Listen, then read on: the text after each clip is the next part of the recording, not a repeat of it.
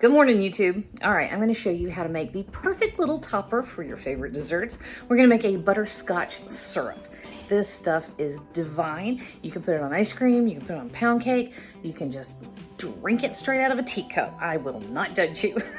I promise. All right, let's cook, y'all. We got a family to feed.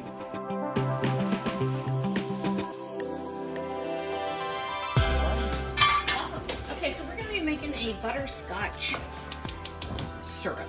You can do all kinds of stuff with this, including stand at the counter and eat it with a spoon. So I'm just saying, it has uses. All right, so we're gonna start with a half a cup of brown sugar and 2 tablespoons of butter. And we're gonna stir this together. Typically, Victor is still working on the bedroom wall, so please pardon the background noise. You can use this on ice cream. You can put it on pound cake. You can use it for a filling between cakes, which is actually what I'm gonna do with it. And at this point, you're just gonna, over like medium-low heat, you're just gonna let the butter and the brown sugar melt together. So that's it at this point. We're just melting. All right, so we just melted. See? That's all there is to it. All right, so to this, we're gonna add about half a cup of milk. I have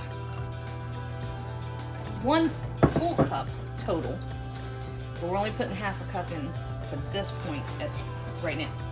All right, now this is gonna sit over here and just kind of chill and warm and melt and do its thing, okay? So we're gonna move over here. What I have is our next little stage. I have 3 tablespoons of flour, and I have the rest of our cup of milk. Now, if you try to put that flour in that hot liquid, you're gonna get a mess. It's just a lumpy, icky mess. But you can use flour with liquid with a little bit of patience. If you combine it with a cold liquid and then just whisk it, which is what we're doing here. We're using the flour to help thicken up our butterscotch syrup. Now, if you want to use this with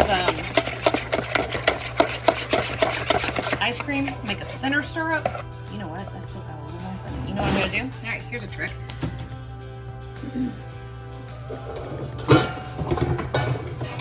If you want to make that slightly thinner, just use 2 tablespoons of flour. But I'm going to use this as the filling between 2 layers of a cake. And so because of that, I want it thicker. All right. So here, this is just kind of sitting here coming together, all right? And because I saw just a couple little lumps in my flour mixture, which I don't want in my finished syrup, see? They're fired. There we go. All right, so far we have our butter, we have brown sugar, we have our milk and flour, and we're just gonna bring this up to a simmer and let it go just until we get it nice and thick, okay? See? Nice and thick. Pretty smooth. I saw a tiny hint of a lump or 2, but nothing terrible. And don't forget, we have our friend, our sifter, our little mesh strainer. Those things are wonderful. I use them all the time for all kinds of stuff. All right, so this is just 2 eggs, okay? We're going to temper our eggs, and what does that mean? Well, it simply means that if I dump these eggs in there, just like they are, they will scramble. Let me turn the dishwasher off. They'll scramble in the hot liquid, right? And you'll have lumps and nasty scrambled egg bits. However, you see how I put just a little bit of our hot liquid in here? I'm bringing the temperature up of the eggs so that it's closer to the temperature over here. And this means we can do this without scrambling our eggs. So this will add a lot of richness and a depth of flavor, and eggs will thicken a custard or a sauce. There we go. So anytime you see tempering eggs, that's all it is. All right, so almost done. We have a couple other things we're gonna do real quick though. Okay, So pinch of salt. You don't need much. I would say, that's too much. 1/4 teaspoon of kosher salt, 1/2 teaspoon of regular table salt, a couple teaspoons of vanilla. And now that our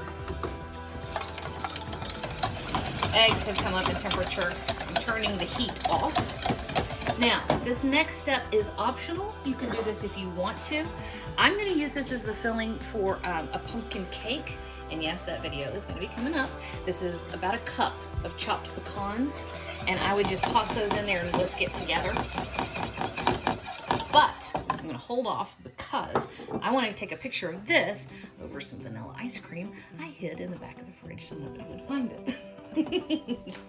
So that is how you make a rich, luscious, buttery, perfectly sweet butterscotch syrup. Oh, dude, you should just drink that in a teacup.